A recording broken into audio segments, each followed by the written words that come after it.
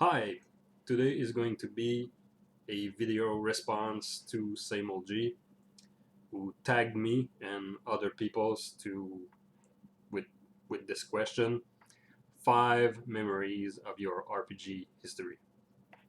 So I've been gaming for a long time, and since the beginning, have been pretty much active. So that won't be the top 5 memory, but rather just 5 excellent memories of my RPG history. So number 5, getting my first RPG book. When I say first, my first game actually was a coming in the form of a box set. So getting my first book, this one here, my mother brought me to this FLGS, a comic book store, who had happened to have a big gaming section. It was paradise. I was like in heaven, and I became one of their good customers. But I started with this book. It was my first book in English. I had to learn and decipher the rules and decipher the text. I had to learn English to properly read this book. So it was an intellectual challenge, but also I really wanted to play this game and understand what's in it. So, and this book didn't came with the dices, so I had to. Fortunately, the seller told my mom or me, I don't remember, that I needed special dice to play this game. So I bought at the same time a whole bunch of dice to play with this game. I was on fire. I probably made my first character the same day. I still have that character. He's called La Merveille Masquée. He's kind of a Zorro-like character, indestructible and crazy hero. Number 4, my first game as a player. You see, I started as a GM, so uh, this first game that I was a player was, in one word, a catastrophe. I was the shy type. I was more extremely shy then, and maybe a little bit today, but back then it was like a disease.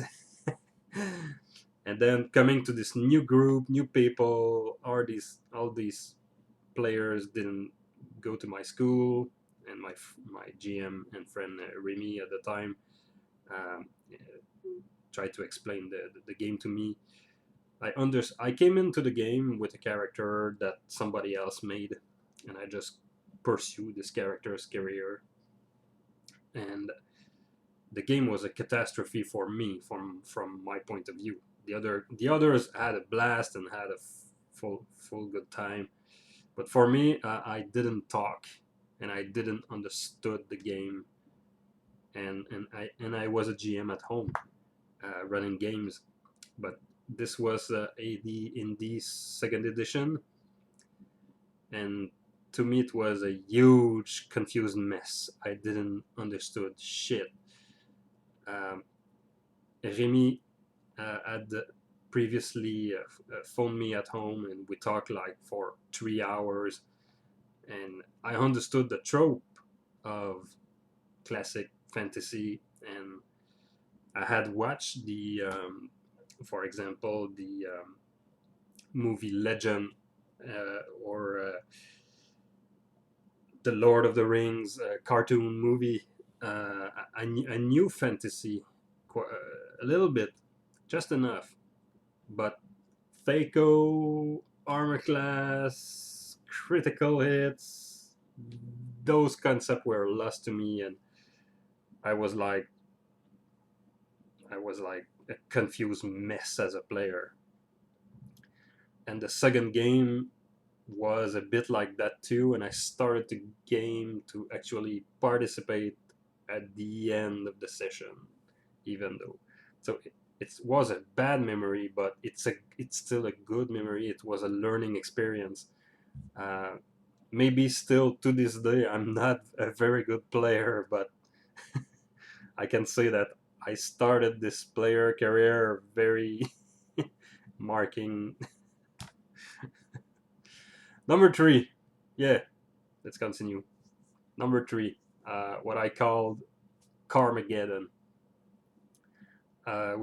We were playing this Supers game, Mutants and Mastermind, first or second edition. The game was good. We finished very late in the night. It was a stormy night, not a stormy night, a winter night with some heavy snowfall. And when we finished the game very late, um, we all shook hands, talked a little bit some more as the guys went outside my apartment. And as they arrived outside, they noticed that the street was empty, and every one of their car was towed by the city, and even our car. We were living there, but our car was towed by the city just because we were so focused on the game. We didn't notice the signs outside, the lights, the signals, giving us warning to move our car once the plowing machine came. So it was a big Carmageddon, and my player were stuck at home. uh, Fortunately, one of my players' father came to the rescue and gave a lift to all my players back to where the cars were, so they had to pay a fine or something, and they could reclaim their car. So that was the big winter Carmageddon. Number two, meeting my first group in Quebec City. Um, I drew vampires characters. That was I had in mind an idea to continue my previous long-running and successful Vampire Chronicle, and I wanted to continue it, but decided to create a new chronicle, new character, new city, new everything. But these two campaigns had a bridge of sort.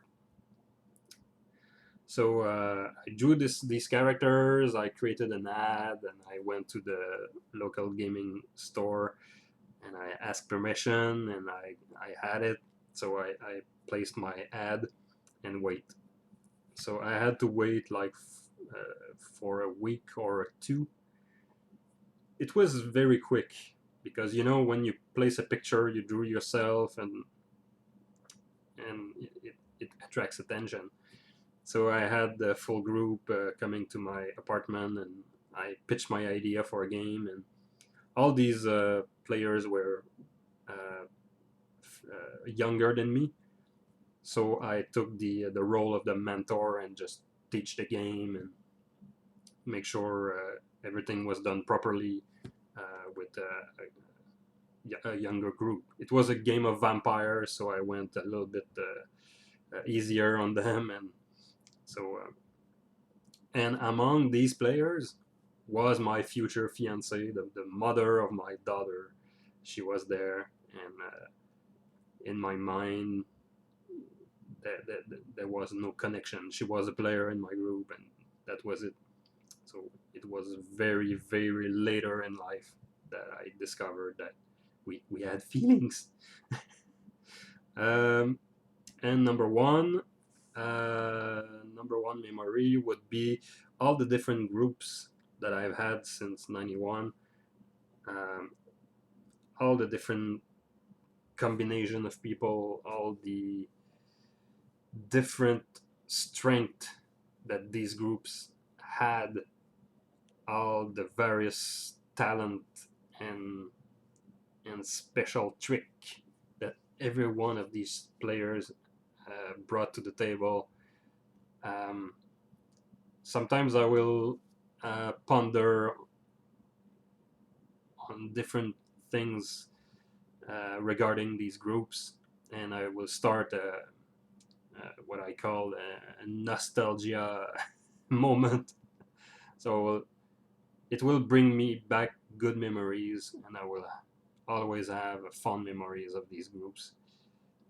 Everyone was special to me, and and sometimes I work hard for my games because I'm obsessed and probably half crazy, probably full. But my main goal is to entertain people, and when I see that they are entertained and engaged and they talk about the game, and after the game they continue to talk about it, it's all worth it in the end. It's all worth it in my view. And the memories we have of these games after that is, in a sense, important to me. So these are my five memories from my RPG history. I'm gonna tag the usual suspect, David Seam, GDRD30, Francois, get to it, Brandon, OtherTim, and Chepe Le Pepe. So share with us, if you will, your favorite RPG moment. Uh, and if you don't have a long history of gaming, maybe use something connected to me or other vloggers, or games we share together, or yeah, freestyle on it. Five memories doesn't have to be epic like mine.